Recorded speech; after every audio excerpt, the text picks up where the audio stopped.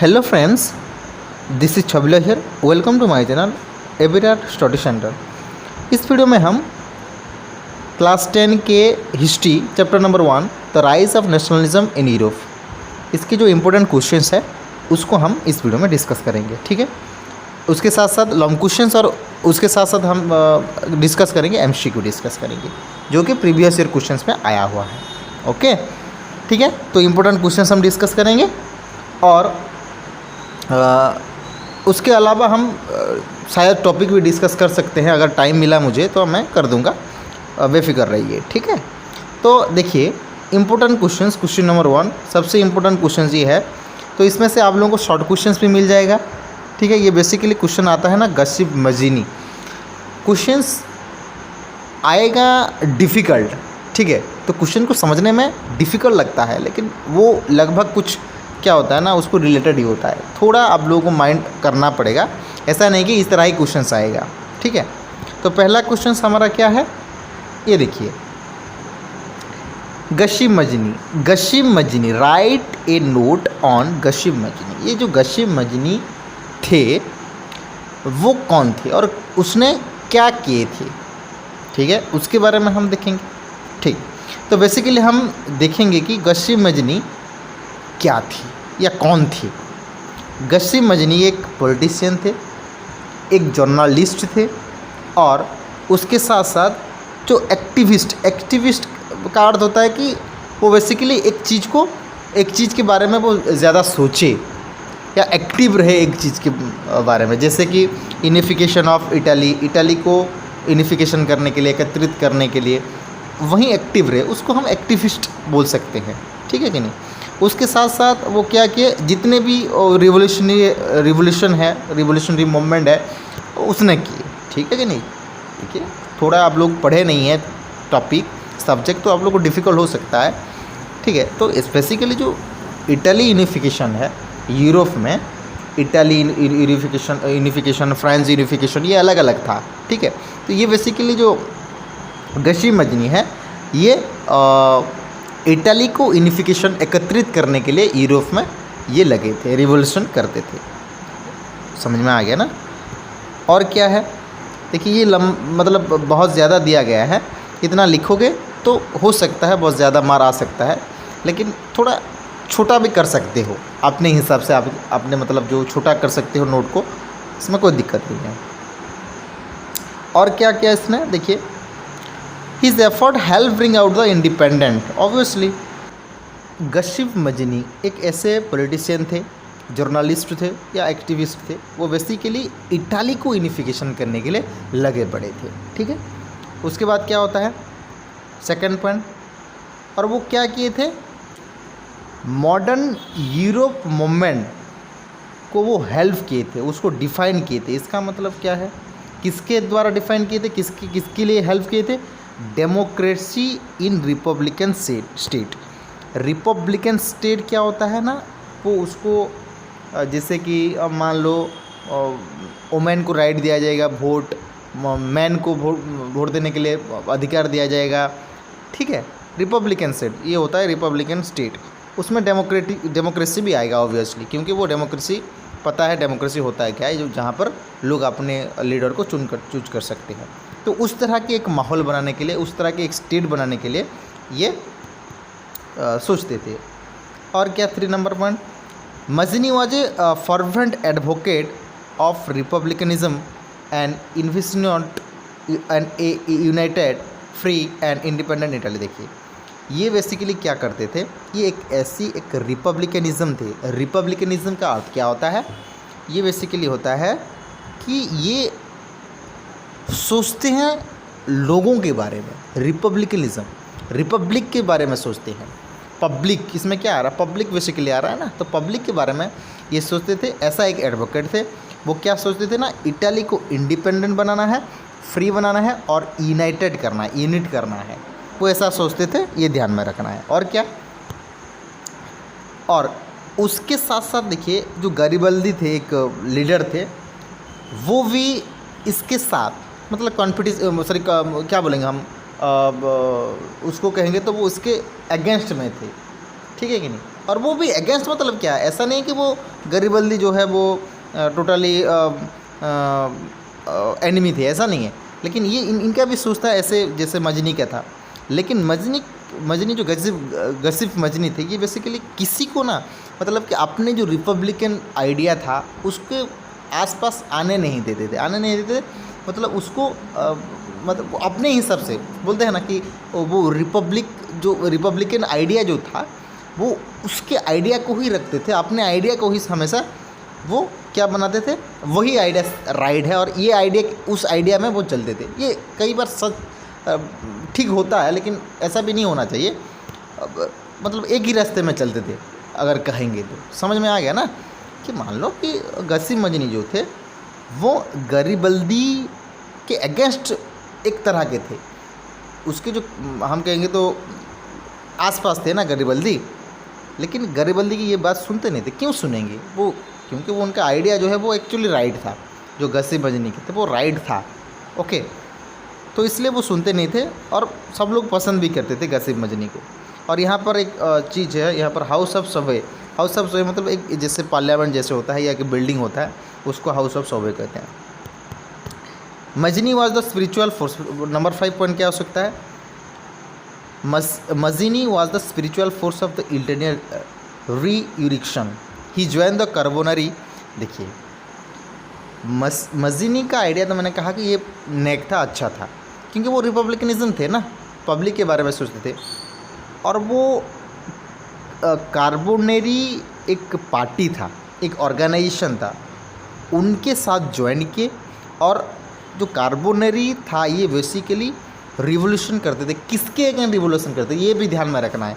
ये जो उस टाइम में किंग थे ना, वो बेसिकली अत्याचार करते थे इटाली को, फ्रांस को, ये बहुत अत्याचार करते थे।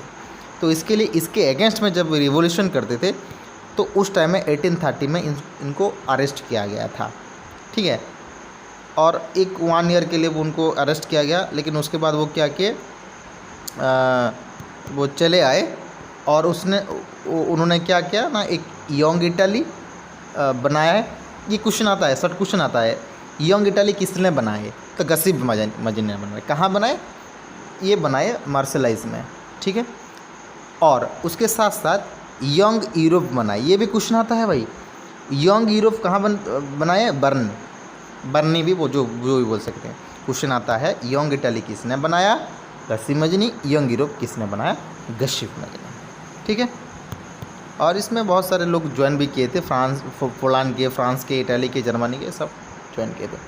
और क्या है 6 नंबर पॉइंट, और मजनी बिलीव करते थे गॉड को, ठीक है, क्योंकि रिपब्लिकनिज्म थे या मैनकाइंड थे, यहाँ पर लिखा गया है साफ लोगों के भलाई के लिए वो करते थे। और इटाली को तो बेसिकली वो कभी भी किसी मतलब अत्याचार जो होता है, अत्याचार में वो अत्याचार के आसपास भी रखना नहीं चाहते थे, इसका मतलब समझ रहे हैं ना। तो बेसिकली वो तो चलने पड़े थे यूनिफिकेशन के लिए, ठीक है। और वो लिबर्टी देना चाहते थे। Mazzini was in the favour of republic because the he thought sovereignty power. Sovereignty मतलब सुप्रीम पावर, जिसके हाथ में बहुत कुछ मतलब हाई सिक्योरिटी होता है या हाई पावर होता है। सुप्रीम पावर किसके हाथ होता है? डेमोक्रेसी में। ये क्वेश्चन मुझे आंसर दो, डेमोक्रेसी में सुप्रीम पावर किसके हाथ में होता है? कमेंट कीजिए। डेमोक्रेसी जो होता है, डेमोक्रेसी में सुप्रीम पावर किसके हाथ में होता है? अगर पता है तो आप लिख सकते हैं। तो ये बेसिकली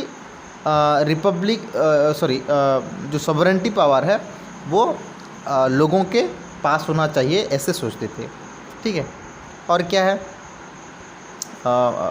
देखो ये मोनार्की था ना, किंग रूल था। मोनार्की हम किसको कहते हैं? जहाँ किंग राजा का रोल होता है। उसके बाद Metternich describe him as the most dangerous enemy of our social order. Yes, Metternich, ये भी क्वेश्चन आता है। मैटरनीस भी एक लीडर थे।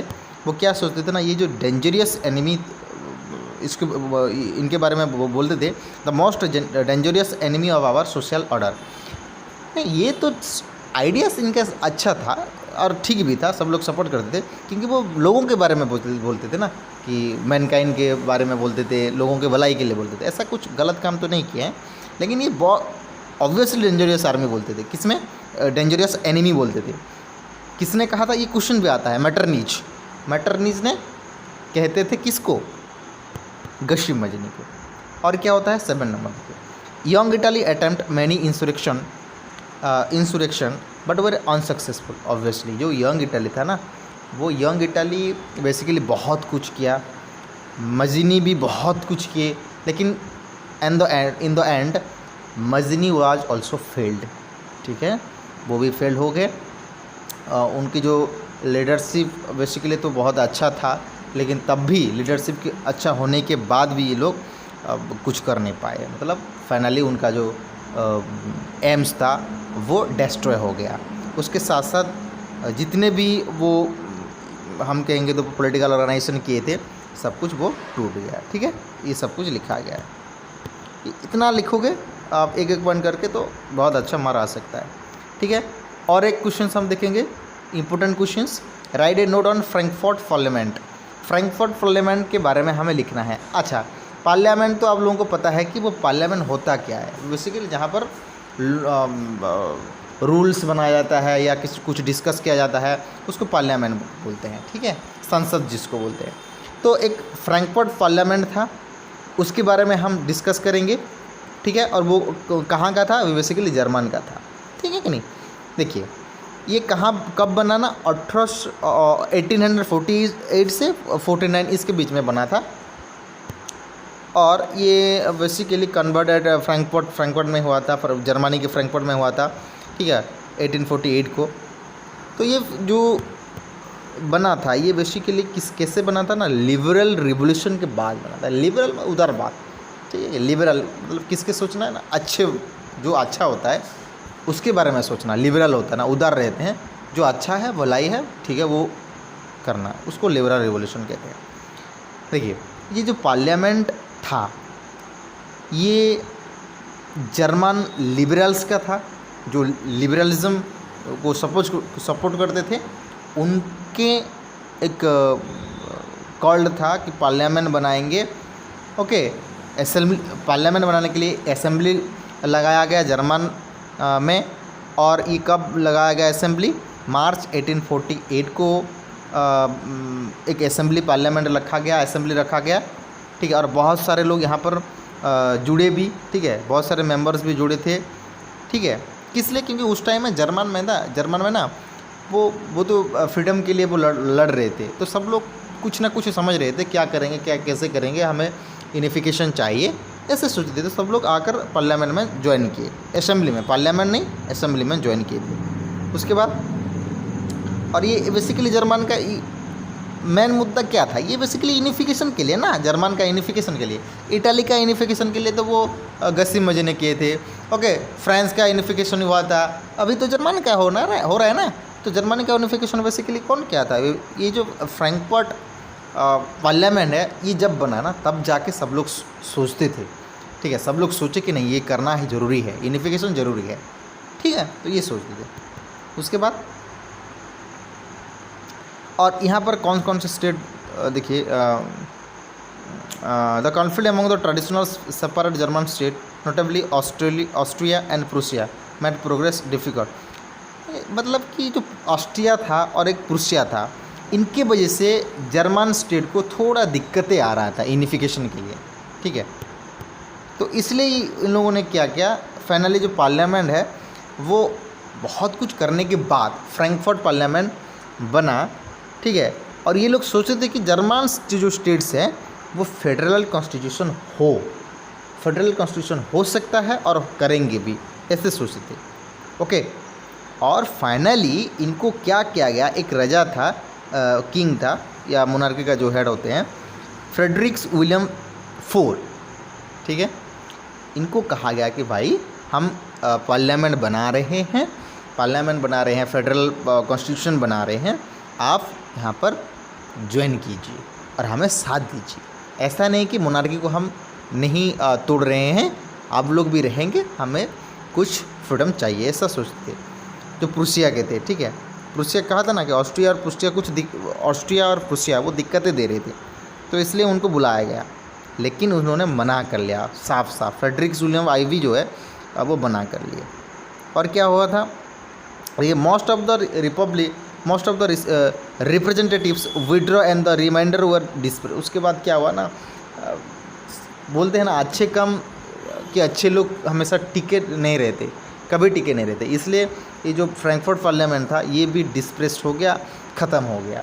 मेंबर्स भी यहाँ पर ज्वाइन नहीं किए, मेंबर भी बहुत कुछ हो गया, वो डिस्प्यूट हो गया, तो ये फ्रैंकफर्ट हमारे जो कि पार्लियामेंट है वो टूट गया। ठीक, तो इतना भी लिखोगे तो अच्छा होगा।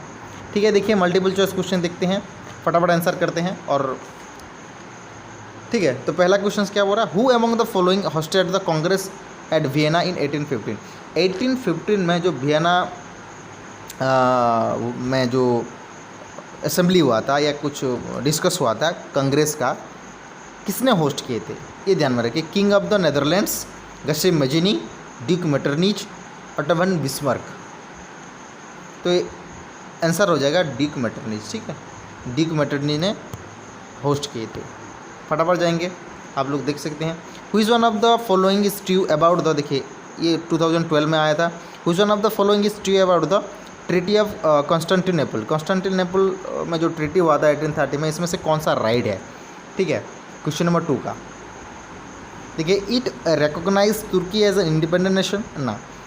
देखिए कॉन्स्टेंटिनोपल तो आँख बंद करके ग्रीस में ही आ जाए, ग्रीस का ही सोचना है, तो कॉन्स्टेंटिनोपल कहाँ है, ग्रीस में हो है, तो तुर्की जर्मन क्यों आएगा। ठीक है, next, who among the following form the secret society call young Italy. देखिए क्वेश्चन आ गया, अभी मैंने अभी बोल रहा था, अभी आ गया। तो इसमें से कौन आएगा, 3 का आंसर, 3 का आंसर आएगा हमारे बेसिकली क्या आएगा, बोलिए आप लोग आंसर दीजिए 3 का आंसर। ठीक है, मैं आंसर इसका दूंगा नहीं, दिल्ली में आया था ये 2012 में, बताया है मैंने। इसका और का क्या हो सकता है, who among the following took power in the southern part of Vietnam after division of the country.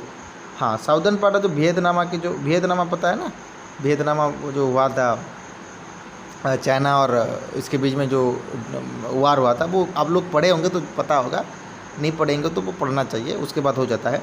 उसके जो डिस्प्यूट हुआ था ना, वो किसने किए थे, southern of the division of the country. हाँ, क्या हो, किसने डिवीजन किया था, बोलो। Who among the following took power, हाँ पावर में कौन आए थे, सॉरी क्वेश्चन नंबर 3 का, और ये बेसिकली आए थे, और का हम देखेंगे तो ए, ओके, इसको क्या बोलेंगे, नो डिन डैम। ठीक है, ये आए थे। 4 number question, 4 number, Which of the following types of government was function in France before the revolution of 1789?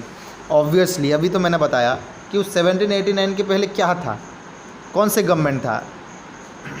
4 number का ऑब्वियसली मोनार्की की आँख बंद करके बताओगे ना, उसमें क्या दिक्कत है। Who among the following was known as colons? colons किसको कहते हैं, ये डिफ़िकल्ट क्वेश्चन थोड़ा, ये शायद बुक में नहीं है, शायद से नहीं है शायद,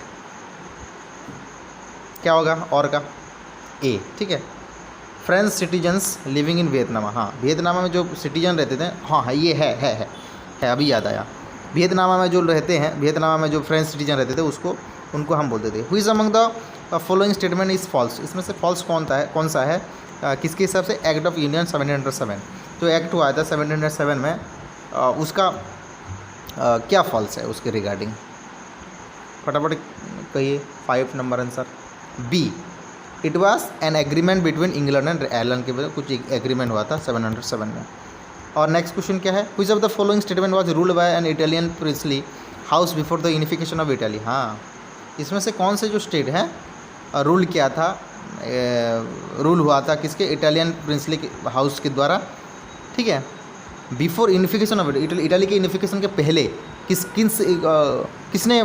किसके द्वारा ये स्टेट है जो इटालियन प्रिंसली हाउस के द्वारा क्या हुआ था, रूल हुआ था, बताइए। Kingdom of Two Sicilies, obviously right answer क्या हो जाएगा, 6 नंबर का डी हो जाएगा, सार्डिनिया पिडमंट। हाँ, ये क्वेश्चन आता है, ध्यान में रखिए, शॉर्ट क्वेश्चन भी आता है, सार्डिनिया पिडमंट।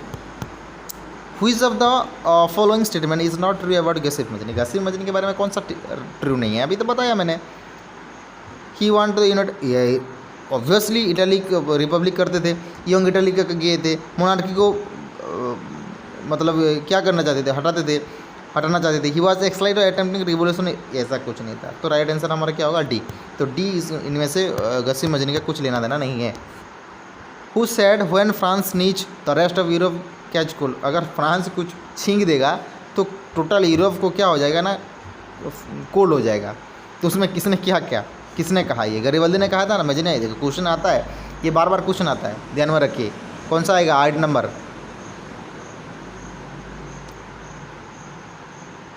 क्या होगा ये क्वेश्चन, आप लोगों को होम मार रहा है, ठीक है, आप लोग कर सकते हैं इसका। Which treaty recognise Greece as the independent, obviously अभी तो बताया भाई, 9 का आंसर सी ही होगा ना, treaty of Constantinople. Who was responsible for the unification of Germany, और जर्मनी को यूनिफिकेशन के लिए किसने कहा था, अभी तो पढ़ रहे थे भाई, किसने कहा बताइए ज़रा, मजनी, ठीक है कि नहीं। 10 नंबर का ये तो आंसर से हो गया। बिस्मार्क तो नहीं किए थे, कवर नहीं किए थे, गरीबल्दी भी नहीं किए थे, मजनी तो इटली का किए थे। देखिए क्वेश्चंस घुमा फिरा के भी आता है, वहीं पे लिखा गया है ना मजनी, गसीब मजनी। बेसिकली जर्मनी इटली को तो वो किए थे। हाँ ये भी साथ दिए थे, थोड़ा ये डाउट है, सॉरी ये डाउट है मुझे, ठीक है। Which area was known as the powder keg of Europe, किसको कहा जाता है। क्वेश्चन नंबर 11 का क्या आंसर होगा, क्या होगा, ए होगा, ठीक है, जर्मनी। उसके बाद क्वेश्चन नंबर 12 का, ells the measuring unit of Germany was used to measure, बोलिए। Ell the measuring unit in Germany was used to measure, ell जो मेजरिंग यूनिट है जर्मनी में, किसको मेज़र करने के लिए, 12 नंबर का आंसर बताइए। लैंड को मेज़र करने के लिए इसको इस्तेमाल किया जाता है। Zollverein started in 1813 in Prussia refers to a, हाँ ये क्वेश्चन भी आता है। जेलवरिन जो है वो 1834 में प्रूशिया में स्टार्ट किए थे। उस क्या स्टार्ट किए थे, trade off union, customs union, labour union या फार्मर्स यूनियन किए थे, क्या किए थे, ये ट्रेड यूनियन के लिए किए थे। ओके समझ में आ रहा है ना। चलिए, the Ottoman Empire was ruled by the empire, अभी तो बताया। ऑटोमन एम्पायर जो है वो किसके द्वारा रूल किया गया था, तो किसके द्वारा रूल हो रहा था, obviously option number B, Russia, Ottoman Empire. At which of the following places was the Frankfurt Assembly convert, अभी तो बताया, अभी फ्रैंकफर्ट असेंबली कहाँ रखा गया बताइए ज़रा, 15 का। A at the church of Saint Paul, question आता है ये, ठीक है। What did the crown of oak leave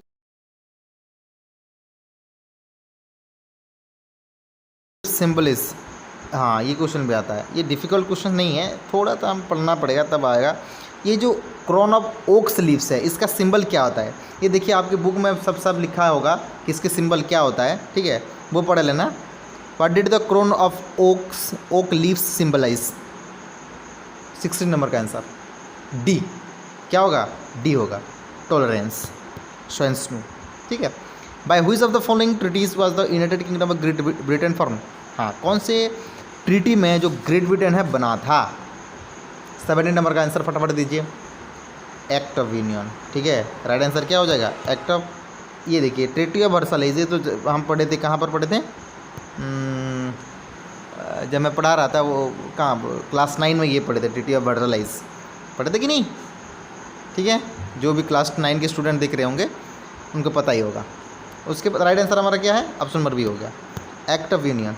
who was Wolfe Tone, Wolfe Tone कौन था, 18 नंबर का आंसर क्या होगा,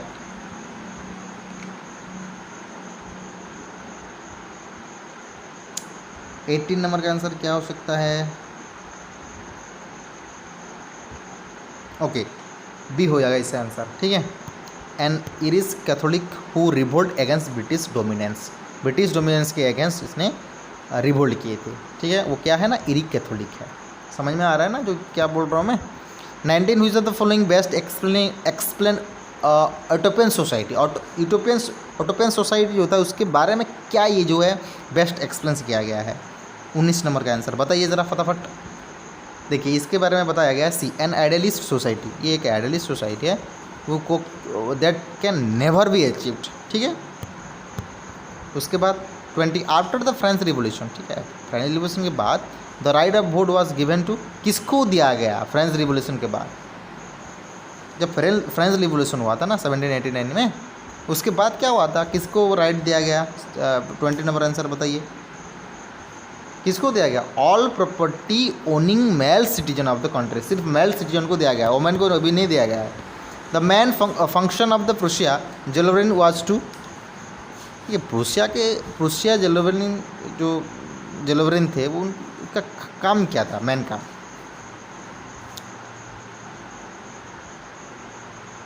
ऑब्वियसली भी एबोलिश द टैरिफ बैरियर, ठीक है।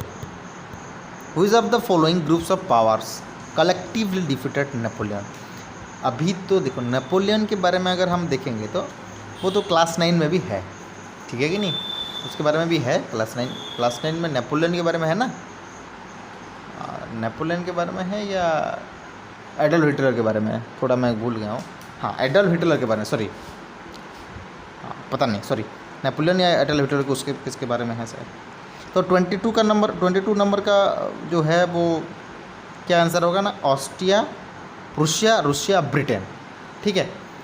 ये basically Austria, Prussia, Russia, Britain ने नेपोलियन बोनापार्ट को हराए थे। Which of the following country is considered as the cradle civilisation? कौन से, देखिए ध्यान में रखिए, कौन से कंट्री को हम क्रेडल ऑफ सिविलाइजेशन कहते हैं? ऑप्शन नंबर पढ़िए, 23 का आंसर क्या होगा? सी ग्रीस, ठीक है। ग्रीस को क्या कहा जाता है ना, क्रेडल ऑफ सिविलाइजेशन कहा जाता है। The treaty of Vienna sign in 1850, ठीक है। तो किसके लिए किस लिए ट्रीटी ऑफ वियना किया गया था? ट्रीटी ऑफ वियना किसके लिए किया गया था? ऑब्वियसली डेस्ट्रॉय द, सॉरी नहीं वो नहीं, brought the conservative regimes back power, ठीक है। कंजर्वेटिव जो रेजिम था उसको ये करने के लिए, बैक करने के लिए। Romanticism refers to a, romanticism किसको कहा जाता है? ये आप लोगों को होमवर्क रहा है, ठीक है, ये आप लोग कमेंट में लिख सकते हैं। 26 नंबर का आंसर क्या हो सकता है बताइए? नहीं, आप लोगों को 26 का होमवर्क दिया जाएगा, 26 का होमवर्क दिया जाएगा। 25 का मैं बता दे रहा हूँ, 25 का आंसर हो जाएगा कल्चरल मूवमेंट, ये आप लोगों को होमवर्क रहा, ठीक है।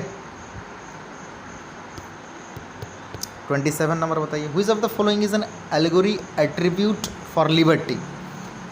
एट्रीब्यूट फॉर लिबर्टी कौन से किसको कहते हैं? क्राउन ऑफ ओक, हाँ ये मैंने बताया था ना, कुछ तो जो सिंबल है उसके बारे में ये बताया गया है। 27 का ऑब्वियसली रेड कैप, ठीक है, रेड कैप का सिंबल है लिबर्टी के लिए, ध्यान में रखिए। 20 what does a blindfolded woman crying a pair of weighing scales symbolise? इसमें से ब्लाइंड फोल्डेड वुमन था ना, कुछ अपने वो कैरी की थी, ठीक है, a pairs of weighing scale symbol किया था, उसके सिंबल को क्या बोलते हैं हम, जो कैरी किया था वुमन ने? पीस ना, इक्वलिटी ना, जस्टिस ना, लिबर्टी, ये बेसिकली हम क्या कहते हैं ना, इसके सिंबल का अर्थ होता है ना, ये बेसिकली जस्टिस, ठीक है कि नहीं, जस्टिस है ना, जस्टिस होगा तो क्या उसके बाद कुछ नहीं, ऐसा नहीं हो सकता था, ठीक है। क्वेश्चन नंबर 29 क्या है? Who among the following was proclaimed the first king of United Italy? हाँ ये भी क्वेश्चन आता है। 29 का आंसर क्या होगा फटाफट बताइए? विक्टर इमानुएल सेकंड, हाँ विक्टर इमानुएल सेकंड जो था, जब इटली का यूनिफिकेशन था तब ये राजा था।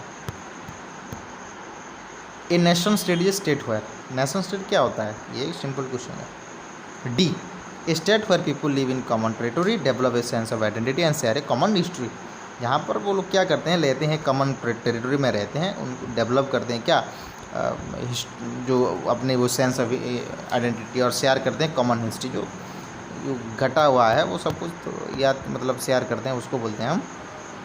तो क्वेश्चन नंबर 31 देखिए, most important outcomes about the French Revolution is, outcome क्या था बेसिकली फ्रेंच रिवोल्यूशन का?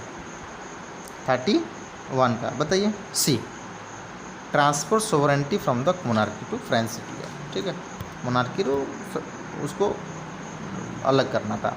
Identify and mark the incorrect response the Napoleonic code जो था, इसे कौन सा इनकरेक्ट है रेस्पॉन्स, इनकरेक्ट रेस्पॉन्स था जो राइट नहीं है, वो है फॉर्मुलेटेड कोड्स द आर्मी, ठीक है। A large number of people were hostile in the क्या हो सकता है बताइए, a large number of people were hostile in the Napoleon code, because बहुत सारे लोग यहाँ पर ज्वाइन करते हैं नेपोलियन कोड में, किस लिए? सी, ठीक है, इसका भी सी ही होगा, ठीक है।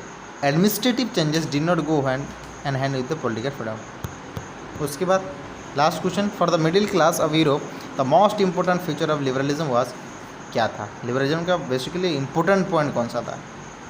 सिंपल है, individual freedom and equality before law, ठीक है। जितने भी लोग हैं सब लोग को फ्रीडम मिलना चाहिए, इक्वलिटी मिलना चाहिए, ओके, ये था आंसर। तो वीडियो अच्छा लग रहा है तो आप लोगों को शायद अच्छा लग रहा होगा, तो कृपया शेयर कीजिए ज़रूर, ठीक है। और इसके बाद हम अलग क्वेश्चन लेकर आएंगे, अलग टॉपिक का भी लेकर आएंगे, और आप लोग चाहें तो हम कर सकते हैं, अलग अलग क्वेश्चंस डिस्कस कर सकते हैं और टॉपिक भी डिस्कस कर सकते हैं, ठीक है। तो रहता हूँ, थैंक यू वेरी मच।